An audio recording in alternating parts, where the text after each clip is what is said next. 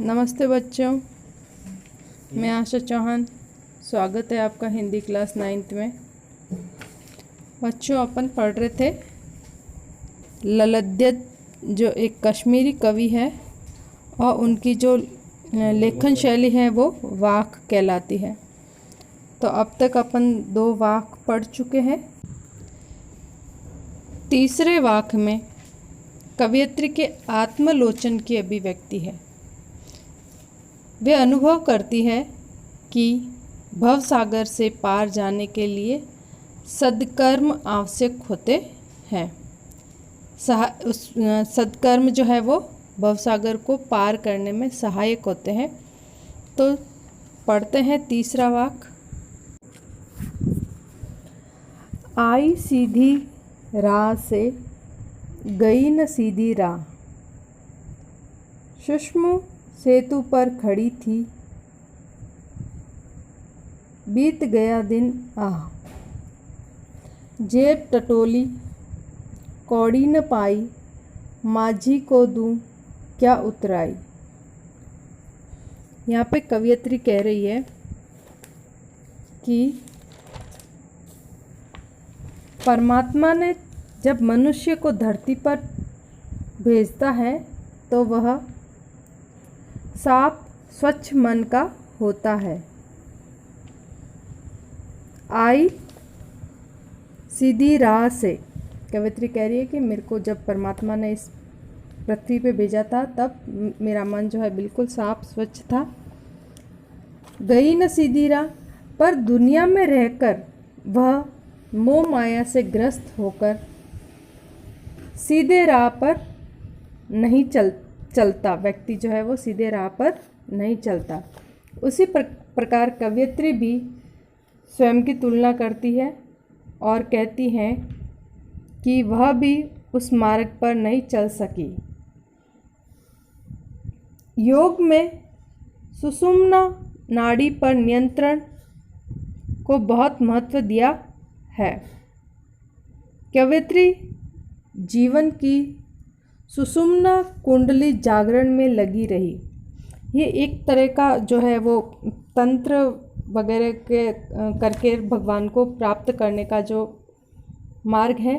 तो कवयित्री कह रही है कि मैं भी उसी के जागरण में लगी रही, पर अपने और परमात्मा के बीच सीधे तौर पर बने सेतु बनाना चाहती थी, परंतु वह अपने प्रयास में निरंतर असफल होती रही और साथ ही आयु भी बढ़ती गई। पर तब तक बहुत देर हो चुकी थी और उसकी मृत्यु भी करीब थी। भवसागर को पार करने के लिए परमात्मा जब उनसे उतराई के रूप में पुण्य कर्म मांगेंगे तो वह ईश्वर को क्या मुंह दिखाएगी, क्योंकि उन्होंने पूरी ज़िंदगी जो है वो हठ योग में बिता दी।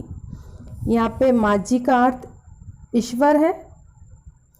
लेखिका कह रही है कि मैंने पूरे जीवन, जब मैं जीवन के अंतिम समय पर खड़ी हूँ और देखा पीछे मुड़ के कि मेरे कर्म जो है कैसे हैं, जेब टटोली अर्थात मेरे कर्म कैसे हैं, तो देखा कि मेरे पास कौड़ी भी नहीं है, मतलब मेरे सद्कर्म जो है वो कुछ भी नहीं है।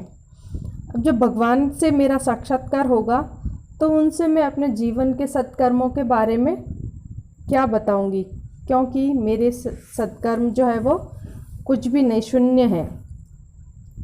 देखते हैं नंबर 4 वाक।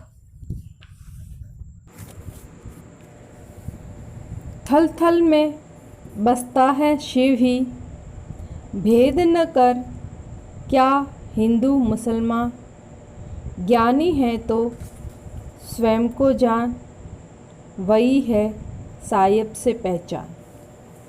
कवयित्री यहाँ पे कह रही है कि शिव संसार में सर्वत्र विद्यमान है।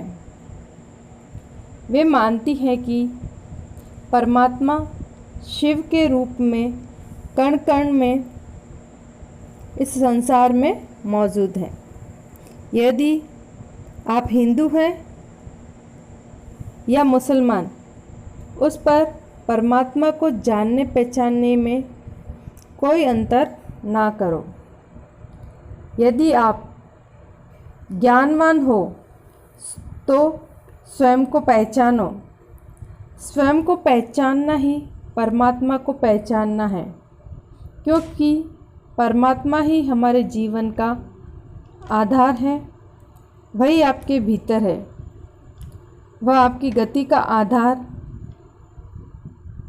ईश्वर सर्वव्यापक है, इसलिए धर्म के आधार पर भेदभाव नहीं किया जाना चाहिए।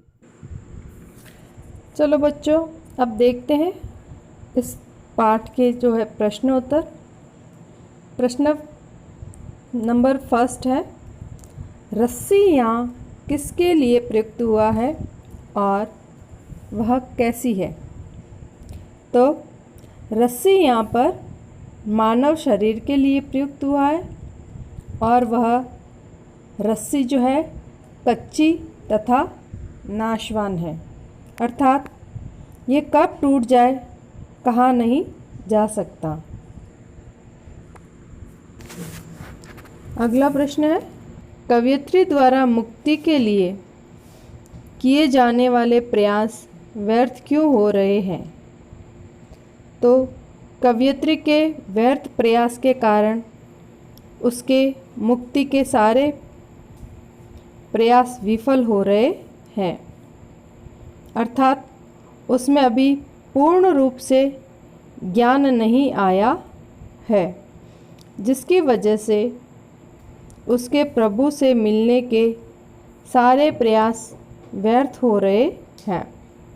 वह उस कच्ची मिट्टी के बर्तन के समान है जिसमें रखा जल टपकता ही रहता है, और यही दर्द उसके दुख का कारण है जो उसे प्रभु से मिलने नहीं दे रहा है।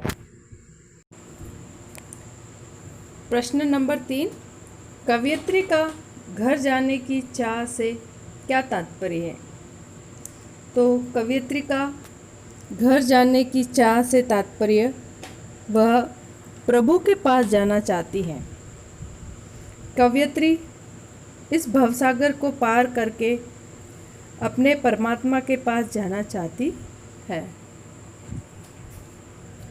अगला प्रश्न है प्रश्न नंबर 4, भाव स्पष्ट कीजिए, जिसमें प्रश्न क है, जेब टटोली कौड़ी न पाई। कवयित्री कहती है कि वह इस संसार में आकर सांसारिकता के मोह माया में इस प्रकार उलझ कर रह गई है कि अंत में जब उसने अपनी जेब टटोली तो कुछ भी हासिल नहीं कर पाई थी।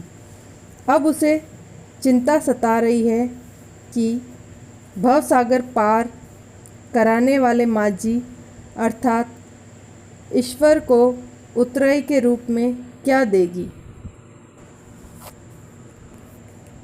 अगला है खा खाकर कुछ नहीं पाएगा नहीं, न खाकर बनेगा अहंकारी।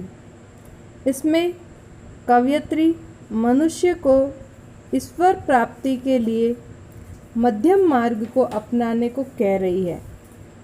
कवयित्री कहती है कि मनुष्य को भोग विलास में पड़कर कुछ भी प्राप्त होने वाला नहीं है। मनुष्य जब सांसारिक भोग को पूरी तरह त्याग देगा तब उसके मन में अहंकार की भावना पैदा हो जाती है। अतः भोग त्याग सुख दुख के मध्य मार्ग को अपनाने की बात कवयित्री कह रही है। अगला प्रश्न नंबर 5, बंद द्वार की सांकल खोलने के लिए ललद्यद ने क्या उपाय सुझाया है? कवयित्री ने बंद द्वार की सांकल खोलने के लिए ईश्वर को अपने अंतःकरण में खोजने की बात कही है। जिस दिन मनुष्य के हृदय में ईश्वर भक्ति जागृत हो गई, अज्ञानता के सारे अंधकार स्वयं ही समाप्त हो जाएंगे। मनुष्य जो इन सांसारिक भोगों को भोगने का आदी हो गया है, इसी कारण वे ईश्वर को खुद से विमुख कर लिए। प्रभु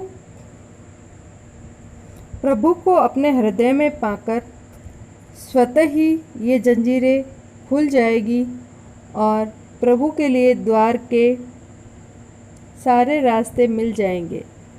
इसलिए सच्चे मन से प्रभु की साधना करो और बाह्य इंद्रियों पर विजय प्राप्त कर हृदय में प्रभु का जाप करो। सुख व दुख को समान भाव से भोगो, यही उपाय कवयित्री ने बताया है। आगे प्रश्न संख्या 6। ईश्वर प्राप्ति के लिए बहुत से साधक हठ योग जैसे कठिन साधना भी करते हैं, लेकिन उससे भी लक्ष्य प्राप्ति नहीं होती। यह भाव किन पंक्तियों में व्यक्त हुआ है? तो इसमें आई सीधी राह से गई न सीधी राह, सुषुम सेतु पर खड़ी थी, बीत गया दिन आह। ज्ञानी से कवयित्री का क्या अभिप्राय है?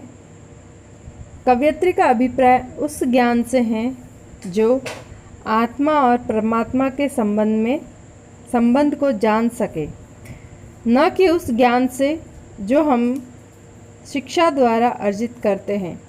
ज्ञानी का अर्थ स्वयं को जानने वाले से है। ज्ञानी वही है जो आत्मज्ञान कर आत्म अवलोकन से स्वयं को जान लेता है।